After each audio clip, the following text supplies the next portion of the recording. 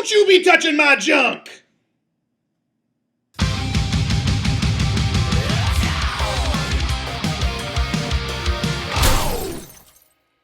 Alright folks, firstly I'm sorry for the lack of a video last week. I shot one on my iPhone, edited it twice, and there was some glitch in the sequence that I couldn't work out. Every single genius at the Apple store couldn't help me. So I had to scrap it, and I'm using a webcam this week, but keep checking back. There will be videos every Thursday, and I'll be increasing the quality with HD cameras, bringing back characters, new equipment, so stay tuned.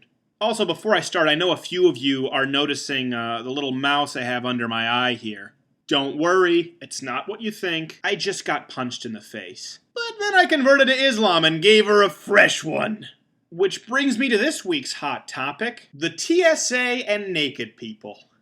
I'm sure you all know about the body scanners at airport security, and in recent weeks people have been upset by the thorough pat-downs. One gentleman even made the news by refusing to allow his junk to be touched. You know, I hate to say it, but this is a topic where I part ways with a lot of my libertarian and conservative brethren.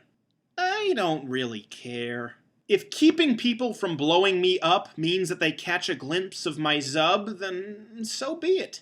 Have a gander, a couple of laughs at its termite-like stature, and then send me on my merry way. To be honest, it's worse for them because I've got the fat going on. And not the visceral fat, but the subcutaneous, gelatinous fat. I'm like an amoeba, more of a shapeshifter, if you will. Like that gal in Species. Only, I'm not a chick nor attractive. Now, I don't have a problem with practices like this if I believe that the TSA would be keeping us safe. Why? Because keeping citizens safe is one of the few legitimate roles of government. Remember the hockey referee analogy that I've used in videos and columns past. Keep the players safe, meaning us, the people, from both inside and outside threats. Make sure to keep the pace of the game. Otherwise, you should keep the whistle in your pocket. But the key word here is if.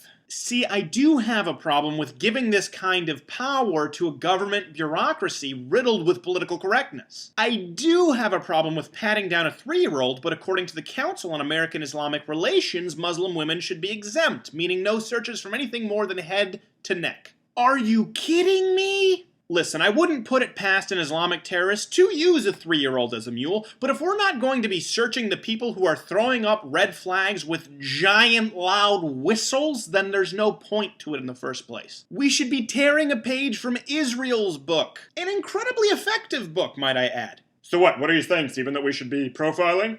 Yes! Absolutely, we should profile early and often. I say if we're going to allow the government to expand in power regarding security, we need to take off the harness of political correctness and allow them to be effective. This should either be done properly or not at all. But what do you folks think? Let me know. And I will be back next Thursday, but for now, I've got to go smack my dame around. But only lightly. Come on, she's got to learn boundaries.